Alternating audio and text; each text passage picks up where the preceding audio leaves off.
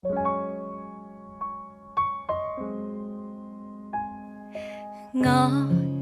細個嗰時曾經諗過，我大個嗰時可以寫歌，用歌曲感動每一個。不過我媽咪曾經講過，話我知呢個諗法太傻。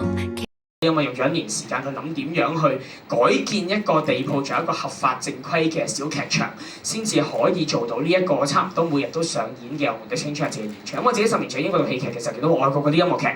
一做幾十年嘅喎，我哋香港舞台劇頂盡我諗做幾十場啦。咁我喺度諗緊有冇機會有一日我哋可以將外國呢個觀劇文化帶翻嚟香港，同香港人去到分享，令到香港人以後茶餘飯後唔係淨係可以去睇戲嘅，唔係淨係可以翻屋企睇 Netflix 嘅，仲可以入劇場去到睇音樂劇，去到睇舞台劇。咁4年前我哋真係夢想成真，真係起咗自己嘅劇場出嚟，真係有一個屬於香港人嘅一個長壽音樂劇。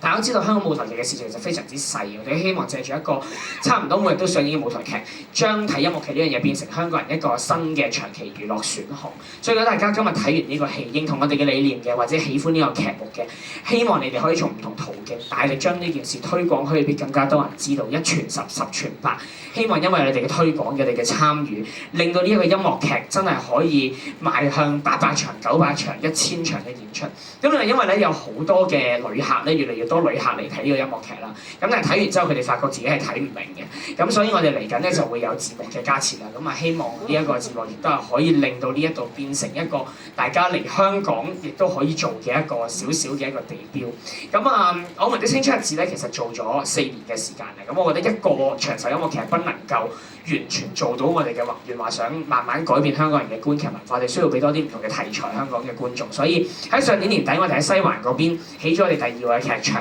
上演緊鄭丹瑞先生監製、小弟創作嘅另一個作品《小男人周記》音樂劇，就係一個6個演員分析48個角色嘅一個喜鬧音樂劇嚟。即係呢一個劇就比較純情啲嘅，嗰個劇就比較成人少少。咁所以如果大家今日睇完呢個覺得話唔得太純情，咁就可以去睇下《小男人周記》，鹹鹹濕濕咁樣可以吸收下個肺。咁如果覺得嗰個太3級嘅話咧，都唔緊要嘅。我哋仲有一個合家歡嘅長壽音樂劇，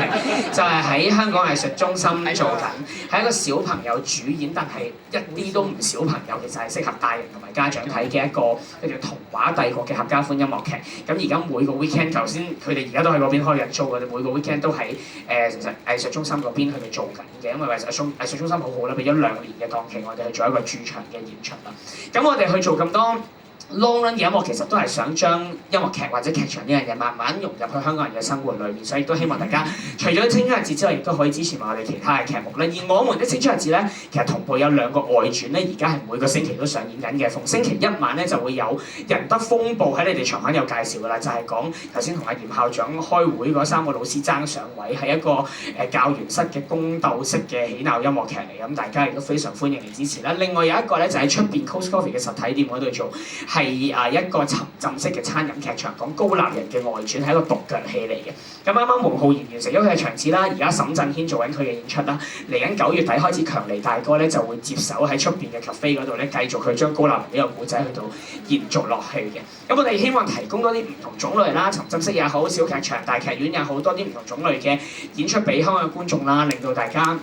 慢慢都會覺得，咦，原來音樂劇或者舞台劇並不是一樣好悶嘅嘢嚟嘅喎，原來有佢嘅娛樂性喺裏面嘅喎，亦都係同我哋生活好貼近嘅喎，呢個係我哋好希望做到嘅嘢，所以亦都非常歡迎你哋今日完咗之後去你哋嘅 social media share 翻你嘅觀後感，講下你哋對呢個劇嘅感受 #翻我們的青春日誌爆炸戲棚，咁我哋會逐篇去到睇嘅。咁有內購會眾嘅支持咧，因為而家現有好多場次我哋得翻好少量嘅門票啦，咁所以我哋而家嘅門票仍然可以喺爆炸棚嘅官方網站啦，我哋 Gasboomer 啦、Klook 同 HKTV Mall 啦，而最近喺 HK01嘅 platform 咧都係可以買到我哋嘅門票嘅。咁最後啦，希望大家繼續支持香港嘅原創默劇同埋支持爆炸棚嘅劇目，希望好快再喺劇場見到大家。Thank you。